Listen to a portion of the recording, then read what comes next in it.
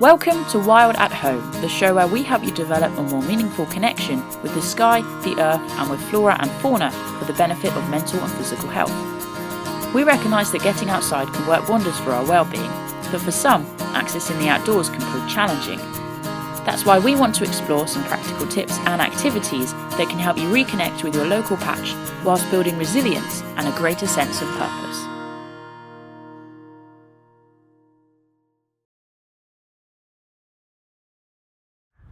In today's episode of Wild at Home, I'm here in my friend's garden. They've recently moved house and I've been given the task of attracting as many different species to this space as I possibly can. So that is what we're going to be exploring today. How to feed your garden birds. We're going to be breaking down the vast array of feeds and feeders into a simplified guide to help you attract as many different species to your garden space. But if you don't have a garden, don't worry. There's plenty of things we can do with even the smallest space, or actually even a window ledge, to attract garden birds as well. But first, why should we even feed our garden birds? There are so many benefits to feeding your garden birds. Here in the UK, in the last 50 years, we've seen a vast reduction in many bird species numbers, so by feeding them, you're just helping to support their populations. You're offering energy to help them fly and proteins for feather and egg production. But the benefits don't just stop with the birds. Nope, we get benefits too. By feeding your garden birds, we get an insight into their world and we get to enjoy their colours and their interactions from the comfort of our own homes. We can practice our ID skills, and actually the practice of watching birds can be a very mindful and therapeutic thing and give us a wonderful sense of purpose. If you can't get to a shop, you might have some foods good for birds in your cupboards. They enjoy raisins, porridge oats, grated cheese, chopped apples, and make sure you're giving them some water in a shallow bowl as well.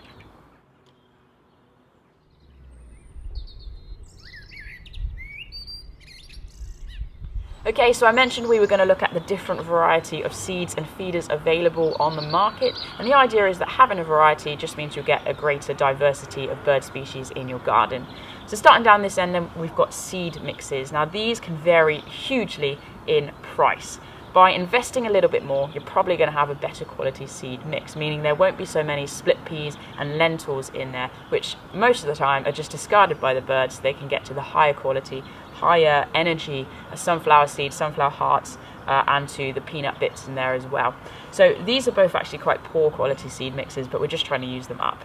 And you can see they vary a lot in colour, and actually these ones here, the sunflower seeds, as you can see, they're black, they're actually in their shell, in their husk, have not been dehusked. So what you'll find is that the birds are going to need to break this in order to get to the calorific sunflower seed in the middle, and therefore that husk will be discarded just like the split peas and the lentils, and potentially make a bit of a mess in your garden. So if you are looking to save a bit of time, you don't want to be cleaning up after the birds in the same way, then investing a little bit more quality, higher expensive seed mix where the seeds have already been prepared, it can just be a good little investment. So that's just a little tip, something to consider. And actually these can be put into, seed mixes can be put into hanging feeders like this one, or into tray feeders like this one, and they can be elevated or on the ground. And seed mixes, whether they are in trays or in the hanging feeder, they just attract pretty much every bird you can imagine that will want to access this food. So your pointed bill feeders, your robins, your wrens, your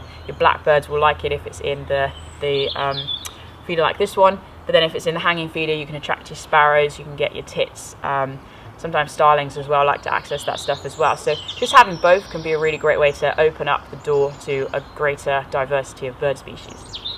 Up next then we have got peanuts. So peanuts are an amazing source of calories and proteins, as I'm sure those of us who eat it are very aware.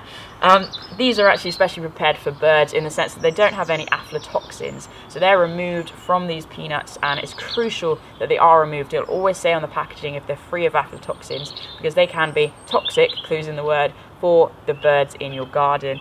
You do not want to have aflatoxins in the peanuts because that will potentially kill them off. Another thing to consider with the peanuts, whilst I really do encourage you to give them to your birds, do make sure the feeder you've got has holes that are small enough so the whole peanuts can't come out.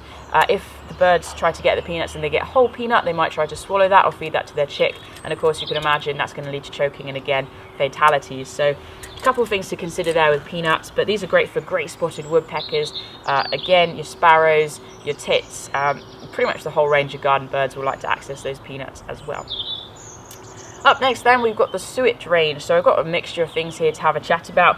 First up, we've got your kind of classic suet ball. You'll probably recognise this.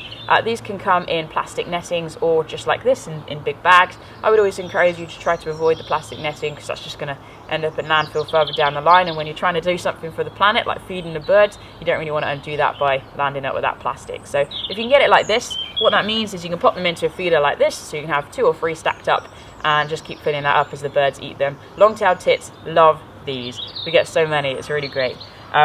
So you can also get these in a sort of circular shape, and some of them can be actually quite attractive. So, you know, shop around, find what you like, and pop your fat balls in there. Up next then, this is a suet block. So this can go into a cage like this one, just slots in there like that, and the birds can hang off it and peck away at that. Gives them something more interesting to do, I guess. And this is full of, I think this one's mealworms and mixed berries. So you can get all sorts of mixtures from these. I find them quite good value because they last quite a while. So that's a suet block. And then up next, reasonably new onto the market, is these, which are suet pellets. So these would go into a feeder like your mixed seed feeder there. And again, the birds can just peck away at these, take a bit away, and get some decent fats and calories and energy into those. So that's your pellets there. So further down this line then, we have got these. Now, not enough people give their garden birds these, which are mealworms. So you can get them dried like this, or you can get them so they're actually alive, if you can stomach that. And what I love about these is they really benefit your pointed bill species, your robins, your wrens, your blackbirds. You're going to put them on a little tray like that. You can have them sprinkled on the ground, wherever you feel like they can access them. And especially during sort of the breeding season when the chicks are being reared, these are just like the miracle food. The birds will love these. They'll grab a mouthful, feed them to the chicks, and that's just going to really, again, help that population to flourish. So that's your mealworms there.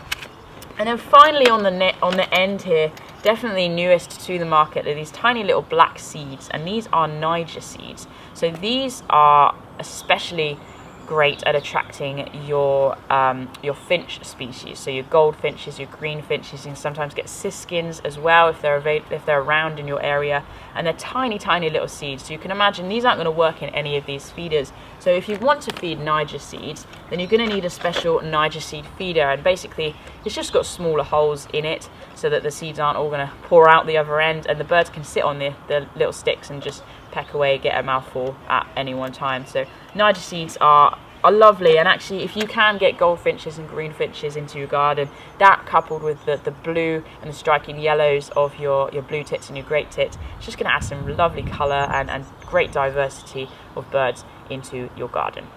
If you've only got a small space, you might want to get a standing feeder like this one, or a standing bird bath.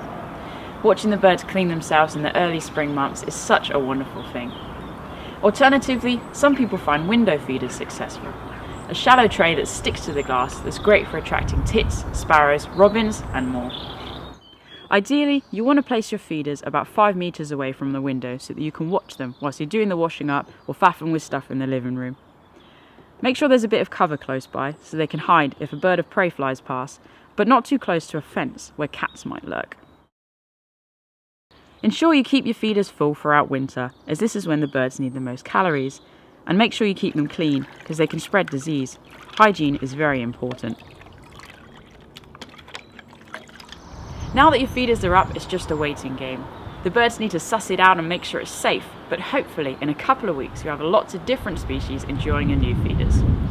Let us know how you get on in the comments below and the different birds that you see.